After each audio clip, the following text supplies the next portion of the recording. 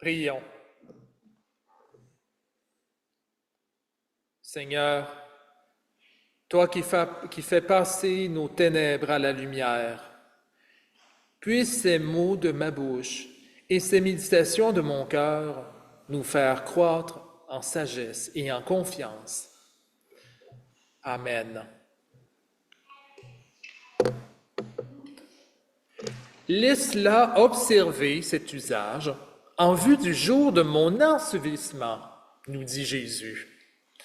Des pauvres, vous en aurez toujours avec vous. Cette parole-là, est-tu pas dérangeante un petit peu? Jésus qu'on dit l'ami des pauvres, celui qu'on reconnaît dans le visage de celui qui a soif et qui a faim. Comment peut-il dire ça à Judas, qui proposait simplement de vendre un simple parfum pour ensuite distribuer l'argent aux pauvres? Ça trotte dans ma tête, cette question-là, et peut-être dans la vôtre aussi.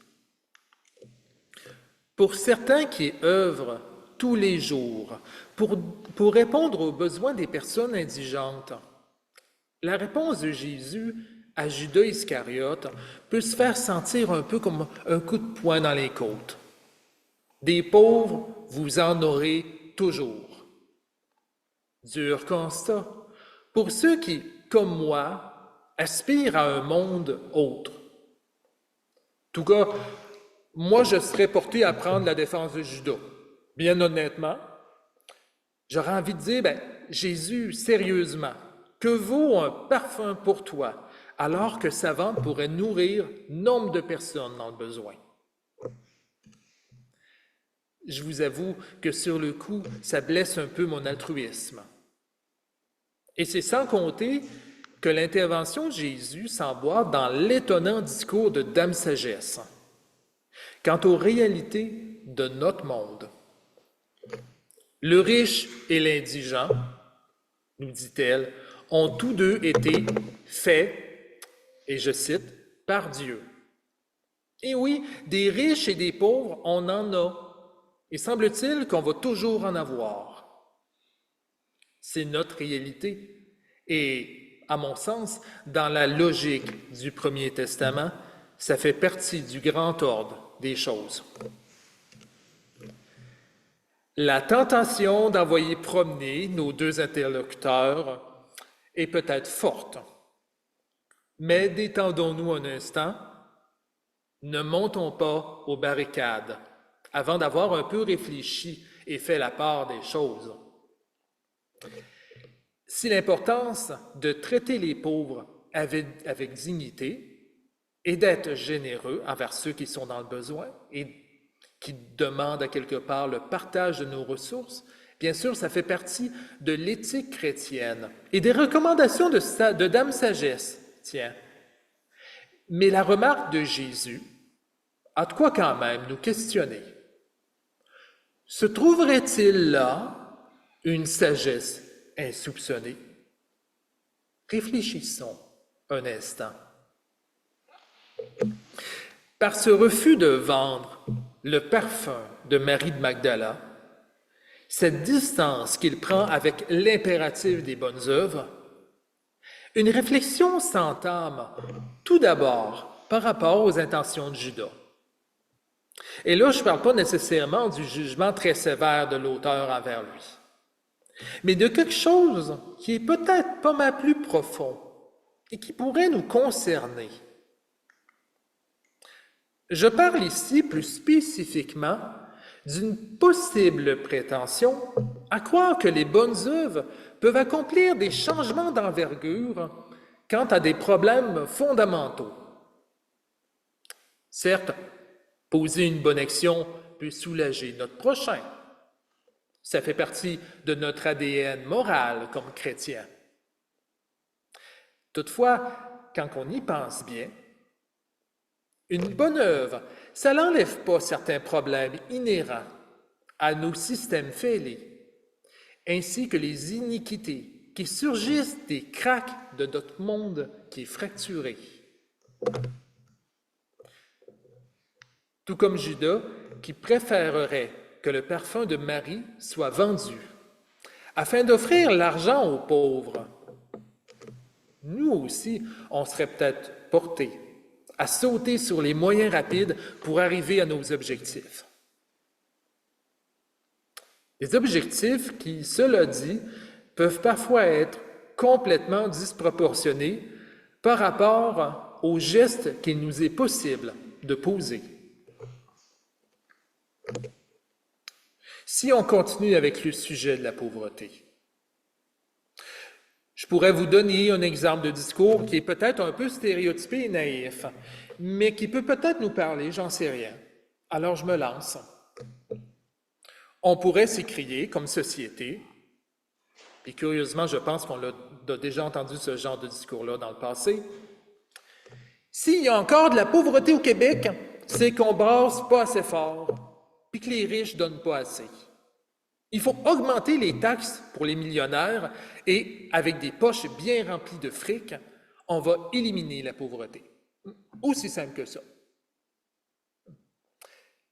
Mais entre vous et moi, en entendant Dame Sagesse et Jésus, j'ai envie d'être un peu pessimiste et de dire c'est une solution, mais qui, j'en ai bien peur, n'aura pas nécessairement autant de résultats qu'on le croit dans le grand ordre des choses.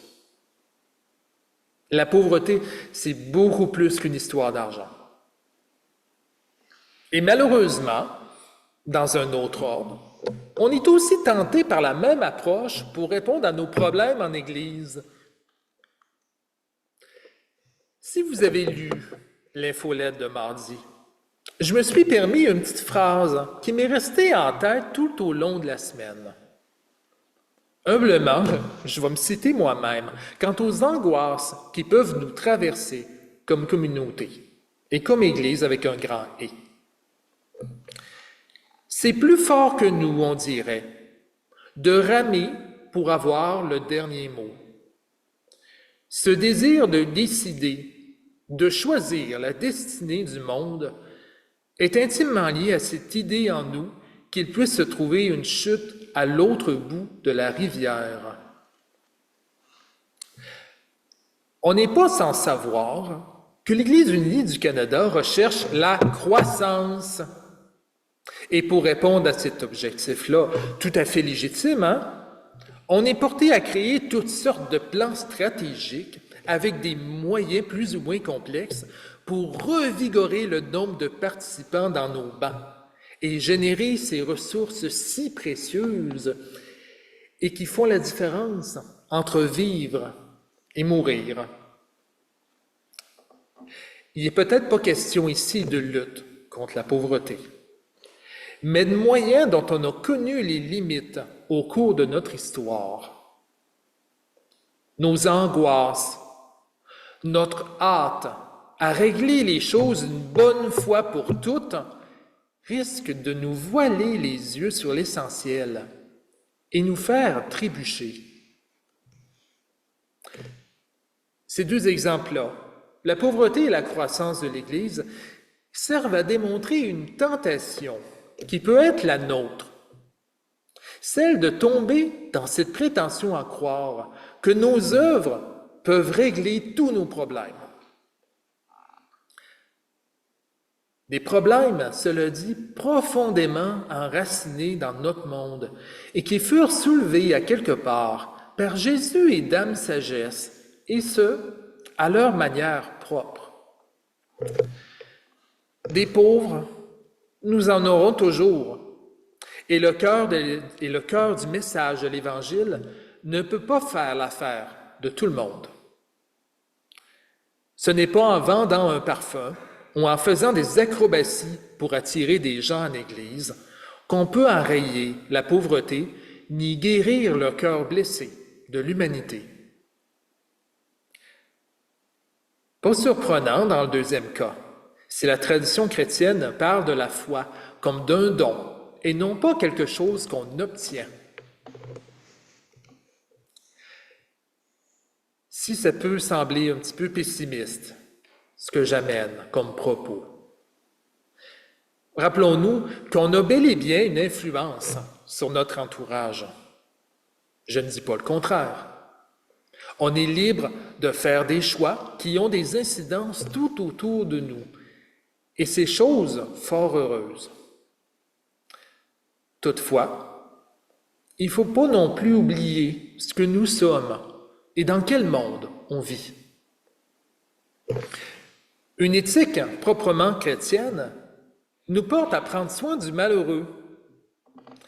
Mais une sagesse à proprement dite biblique nous amène aussi à reconnaître notre relative impuissance et à nous confier en Dieu seul. C'est cette même sagesse-là qui nous fait passer de la prétention à la confiance, de l'impératif des œuvres à celui de l'espérance. Si la pauvreté disparaît un jour, et je le souhaite tout autant que vous, si un jour nos bancs d'église se remplissent de nouveau, ce ne sera pas tant à cause de nos œuvres, mais par la grâce de Dieu. Dieu qui nous visita à travers Jésus et qui s'est donné jusque dans la mort pour mieux ensuite ressortir du tombeau. Cet événement-là, dans l'histoire de la foi, nous démontre qu'en Dieu, l'horizon de l'avenir est grand ouvert, et ce, peu importe nos limites et les impossibles qui balisent le monde du possible. Ce n'est pas par nos œuvres que nous sommes justifiés et promis à la vie nouvelle, mais par l'amour et la fidélité d'un Dieu qui peut tout, incluant ce qui est pour nous dans le domaine de l'impossible. C'est peut-être pour cette raison-là que l'Esprit nous invite aujourd'hui à ne pas nous décourager ou adopter une attitude trop cavalière vis-à-vis de l'état de notre monde. Par l'exemple même de Jésus, on est appelé à œuvrer non pas à travers le prisme de nos angoisses, mais à œuvrer dans le sillon de notre foi, notre confiance en Dieu qui se chargera du reste.